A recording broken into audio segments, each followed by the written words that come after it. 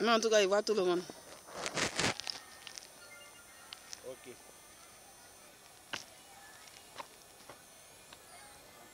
Donc,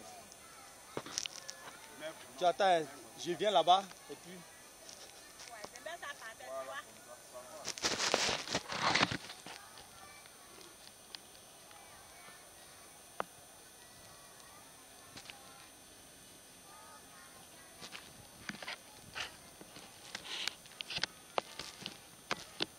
De protestation de la section FPI Israël. Mesdames et messieurs, membres de la Knesset, nous avons l'honneur de porter à votre connaissance la situation socio-politique de la Côte d'Ivoire. La situation de notre pays aujourd'hui résulte de l'accumulation des erreurs politiques depuis l'indépendance de notre pays.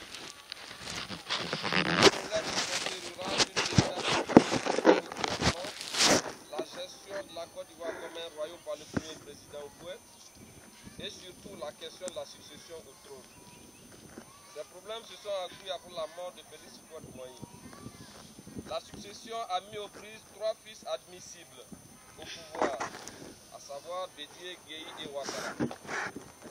Les luttes pour le trône ont eu comme conséquence la mise en écart tactique de Ouattara à travers le concept d'ivoirité créé par le président Bédié à l'époque. Gueye Robert, mis en disgrâce par le pouvoir Bédié, décide d'évincer ce dernier du pouvoir. Ouattara et Gueye s'unissent donc pour la même cause. Le 24 décembre, Gueye réussit un coup d'État et chasse Bédié, le contraint en exil en France. Il organise une élection à la suite de laquelle Gbagbo Laurent, opposant historique de Houphouët-Boigny et de Bédié, devient président avec l'appui du peuple ivoirien. Le pouvoir de Gbagbo n'a duré que 2 années.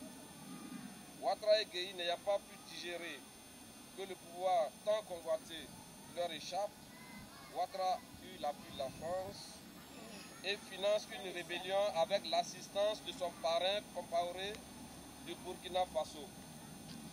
La rébellion va balafrer et diviser le pays 10 ans durant. La rébellion organisée par Ouattara et soutenue par les parrains français et burkinabés favorise aussi l'apparition des seigneurs de guerre tels que Fofoué Kwasi, Ouattao, Kone Zakaria, Chérif Ousmane, Ben Laden, etc. Ces derniers vont non seulement piller la partie sous contrôle, mais aussi commettre des atrocités, des crimes de guerre, des crimes contre l'humanité. L'homme a perdu son importance, la femme est devenue un objet sur qui les forces nouvelles de Soro et de Ouattara se livrent à des actes macabres. Gbagbo que le pays lance un dialogue direct qui a abouti aux accords de Ouagadougou, signe en 2010 qui permet de former un gouvernement d'unité nationale avec un rebelle comme Premier ministre. En 2011, après les élections, une confusion est née du fait de la méthode de proclamation des résultats. D'une part, la commission électorale proclame le résultat hors délai chez l'adversaire de Laurent Gbagbo, dont le QG est devenu désormais le QG de campagne et en même temps le bureau de la commission électorale indépendante. Le Conseil constitutionnel, déclarant forclos le délai de la commission électorale, utilise la justice et surtout les lois de la Constitution pour trancher et proclamer Laurent Gbagbo candidat du Front populaire ivoirien, vainqueur des élections à 51,80% au détriment de Ouattara. L'imbroglio politique conduit à l'usage de la force par les forces dites impartiales, l'ONU et l'Icorne de la force, pour faire parler de force Gbagbo du pouvoir, et cela sous l'impulsion de Sarkozy, le néocolonialiste. Le néocolon voulant absolument mettre sous l'éteignoir le troublion politique irrévérencieux, l'homme qui la première fois refuse de dire oui à la France et ordonne de bombarder la résidence, même s'il y a des êtres humains. De détruire tout ce qui est Gbagbo, de mettre hors d'état de nuire, toutes les forces loyales à la République. Ce signal est le feu vert donné aux rebelles de Ouattara de tuer, de massacrer, de violer, de piller avec la bénédiction de la France de Sarkozy. Le monde entier reste bouche bée et bénit plutôt les forces nouvelles, ces forces barbares devenues les anges.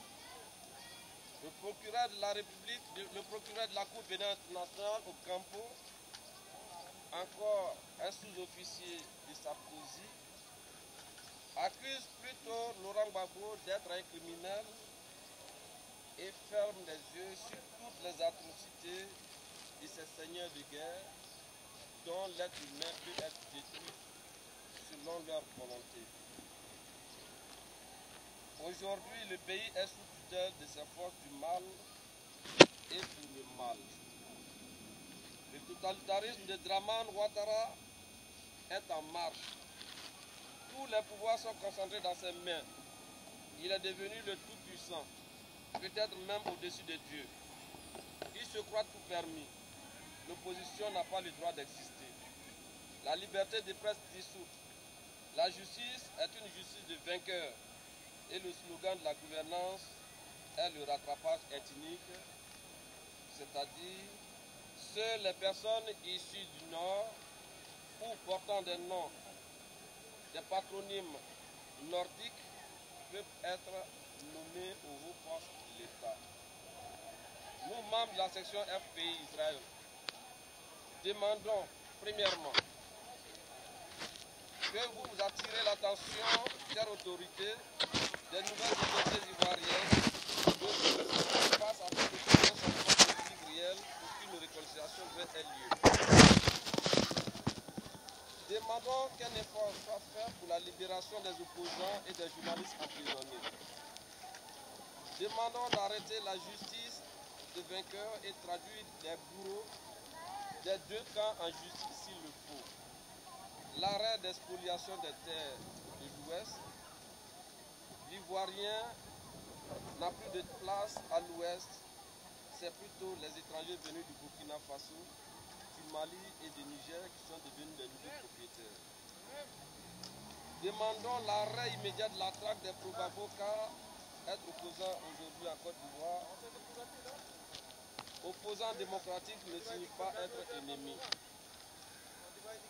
Tout en vous remerciant, chères autorités israéliennes, mesdames et messieurs les représentants du peuple, essayez d'agir afin de sauver le peuple ivoirien, ce peuple frère humain à petit feu.